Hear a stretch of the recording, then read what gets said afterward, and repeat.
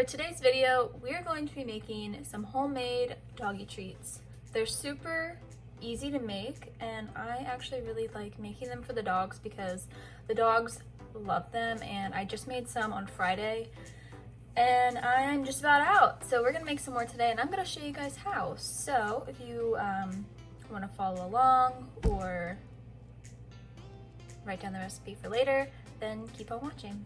You only need 3 ingredients for this recipe, which is awesome. For starters, you're going to need a large banana or 2 medium-sized bananas. Next, you're going to need some peanut butter. If you are unaware of this, there is an ingredient in some peanut butters. I'm not sure which brands. I'll do my research and list them on here for you. But you want to make sure that they don't have, I don't even know how to say it, xylitol or something. I'll write it on the screen for you.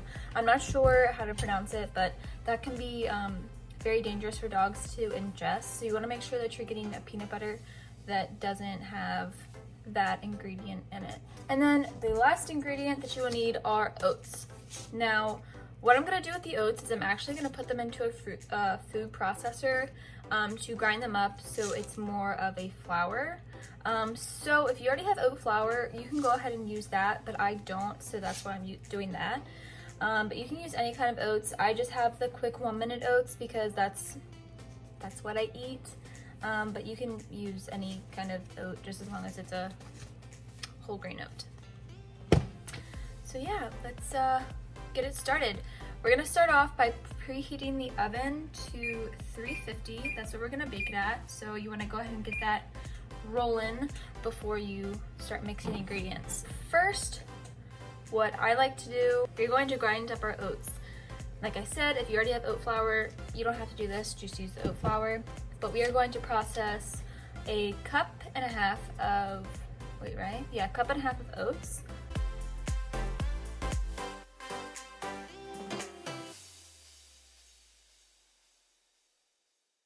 Alright, as you can see here, this is the consistency that I made the oats. It's not that fine, but it's pretty fine. But yeah, that's kind of what you're aiming for.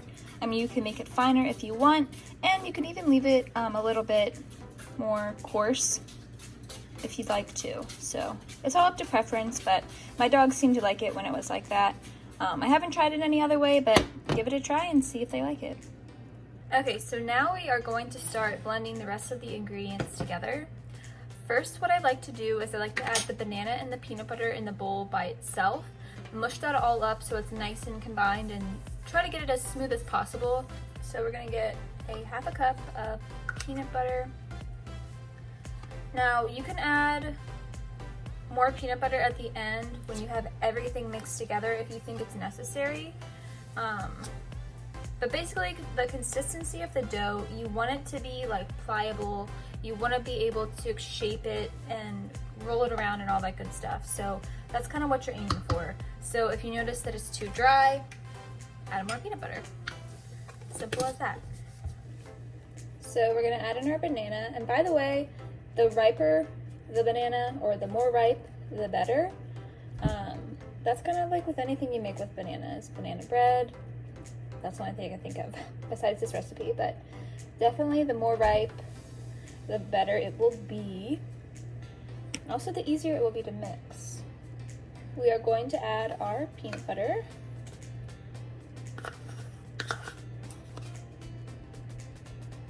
So we are going to take our fork.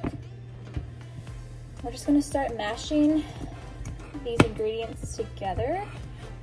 Really try to smooth out the banana as much as you can. It'll just blend everything together much nicer if you try to do it now opposed to later.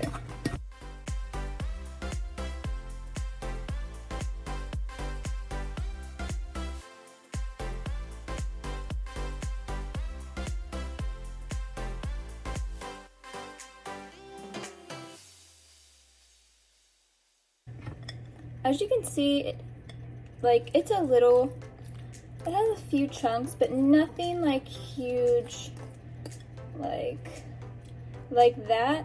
I'm probably gonna try to smash up a little bit. but that's pretty good. Now the fun part, we are going to start adding in the oats, and I'm just gonna sprinkle in most of it. I am going to leave just a little bit out because I added a little bit. If you guys noticed, I probably did like a cup and 3/4 of the oats. Oh, the oven's ready. But I did probably like a cup and 3/4 of the oats because last time I made it, I think it was just a little bit too moist. But I don't know, we'll see. We will see. So we're just gonna mix this all together.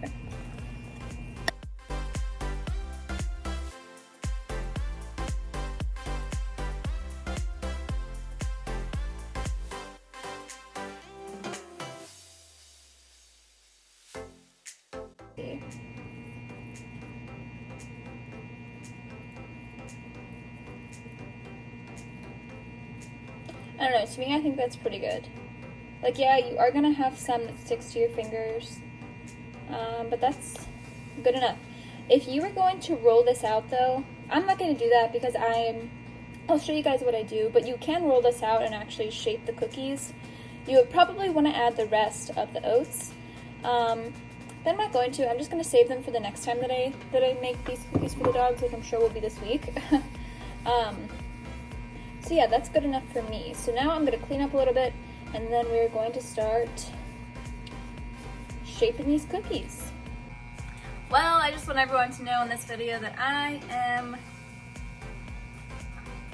got carried away and I completely forgot that we keep the baking sheet in the oven. And I turned on the oven without taking out the baking sheet. So now we have a hot baking sheet that we have to let cool. So what we're gonna do is gonna let this cool, and I'm actually gonna stick the batter in the fridge for a little bit. I did not do that last time because I didn't have to do this. But we're just gonna stick it in the fridge, and I think that will make them more not as like sticky, if you feel me. So I think it will be to our benefit. You hear Diesel? I think that would be to our benefit though. I'm gonna put some plastic wrap over it. Like, not over the bowl, like over the actual dough, if you know what I'm saying. If you've ever made cookies before, you probably know, but like you put the saran wrap like on the top of the cookie. Okay, so let's go do that. In case you had no idea what I was talking about and you do want to try to put your dough in the fridge, this is what I meant. You literally put the plastic wrap on top of your dough, so that way the moisture stays in, but also chills your dough at the same time. So yeah, let's put this bad boy in the fridge and I'll be back in probably like 20 minutes. We'll see. Okay, so we are back. It's probably only like 15 minutes, I'd say. But our tray is pretty cool now. And what we are going to do is, you're going to want to get some parchment paper to line your pan with. So that is what I'm doing right now.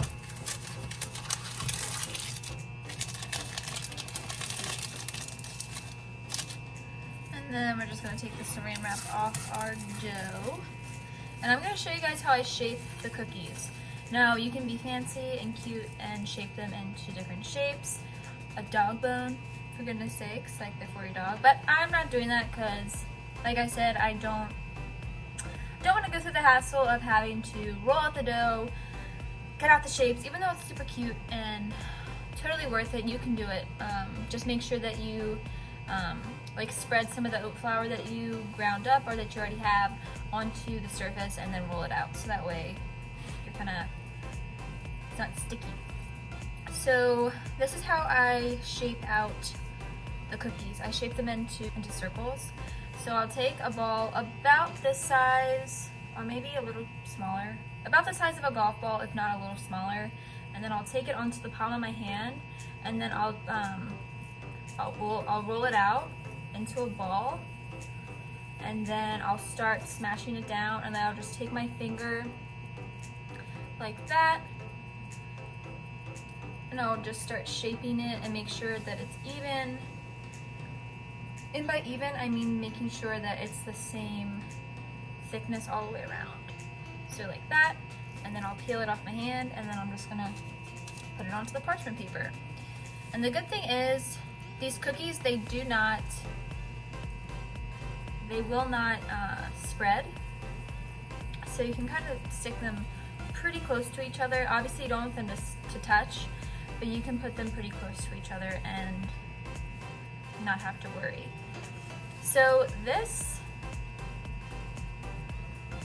recipe that I used, and the size of these cookies that I do, I yield about 14 cookies, which isn't that much, but it also depends on the size that you make them and all that stuff. So obviously if you want more, double, triple the batter to make more cookies. Another cool thing about this recipe is you can actually make a bunch of these ahead of time, and you can actually put them in the freezer for up to 8 months, I believe. And I would also recommend keeping these cookies in the fridge if you don't plan on using them within a week, I'd say, because they do keep a lot of moisture. Mold can grow on them super easy, so that's what I do, and the dogs love them either way, so that's what I do. So I've already made, this would be my 6th one. I'm actually gonna see if I can try to shape some of them into dog bones. We're gonna see if that will work, if I can do that, if I can accomplish it. I don't know though, I'm not sure. But we'll see what we can do. Alright, I don't know how I'm gonna do this. I'm probably just gonna take the same amount, like a golf ball size, and still roll it out. I feel like that would be the easiest. The easiest way to go about it. Alright, maybe I'll start doing like a log here.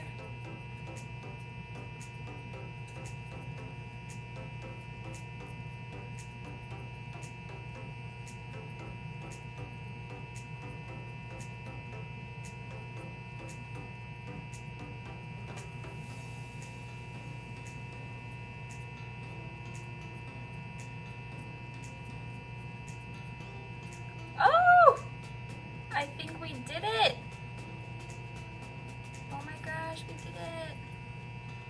Holy crap.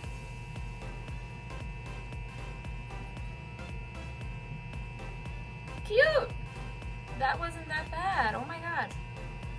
But they're a little thick. That's okay.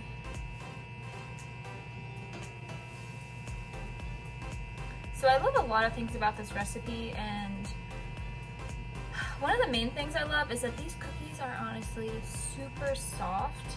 And that's one thing I hate about giving the dogs just regular biscuits, is that they're so hard.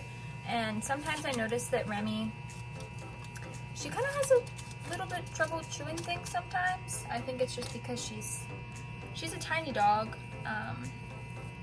and well, not a tiny dog. She's like a small, medium-sized dog. She's 20 pounds, and I find that sometimes when things are too hard for her to chew, it just looks a little painful for her. So that is why I really like these treats a lot, because of the fact that Remy doesn't have to, like, it's easy for Remy to chew up because they're so soft. Okay, I'll show you guys what I did. So roll it into a ball, start to slowly roll it into a log. I'm gonna flatten it out a little bit, and then I'm just gonna start pinching the middle like that. Flatten it out again, keep pinching, flatten it out, pinch, flatten it out, and then I'm gonna flatten out the end here, pinch, round it out, do the same to the other side, flatten out the end, pinch and roll it around, like that. See where we're getting? See where we're going somewhere? And then for the bony part, I'm just gonna take our finger and go inward, and we'll just smooth that out. You know, they don't have to be perfect. I mean, they're made with love, and that's all that matters when you're feeding your dog, is that, or when you're making things for your dog, is that you make it with love, because I feel like they can feel that energy. Ah, so cute. Time consuming, but really cute. I'm gonna make just keep doing it because I enjoy it. I honestly do. So we're just scraping up all the bits in the bowl. This is, okay, so I made 8 cookies so far, and I probably have about half the batter left, so that's promising. Basically what you're gonna do after you shape out the cookies and get them all onto the tray nice and neatly and pretty, you're gonna stick them in the oven for about 15 minutes. But what I personally like to do, because I like them to be softer, is I will set the timer on the oven for 10 minutes. After the timer goes off at 10 minutes, I will check them. What you're gonna wanna look for is a nice golden color underneath of the cookie. You're not gonna be able to really tell by the top of the cookie, but you're gonna wanna look for underneath. So that's what I do. I do not open up the oven until the 10 minutes have gone off. After that, that's when I check them, and then you can adjust the time if it needs, you know, a couple more minutes. So yeah, once I finish shaping them, that is what I'm going to do, and I'll be right back with the finished product. So the cookies have been in the oven for about 10 minutes. I'm going to set the timer for 5 more minutes because they definitely need 5 more minutes. So, see you soon. So the cookies are pretty much done. I'm going to take them out of the oven and show you what they should look like. This is gonna be hot, but this is what you're looking for to let you know that the cookies are done. That right there, and that kind of looks like a paw. So cute. So what we're gonna do now is we're going to transfer these cookies over to a drying rack or a cooling rack, whatever you want to call it, so the cookies can cool. And then what I like to do is I put about half of the cookies in a bag for the dogs to eat now, and then I'll put the other half in a freezer bag and pop them in the freezer, so whenever I run out of cookies, I can just take them out of the freezer and the dogs can have some for later. So this time with the cookies, I got 15 cookies. Last time I got 14, so it makes about 14, 15 cookies. Like I said, depending on the size of them, you can get more or less out of this batch. But that is it for today's video. If you guys want to see more dog recipes, I do have a few ideas of other things to make. So if you guys want to see what else I can make for the dogs, then I will see you guys in my next video. Bye!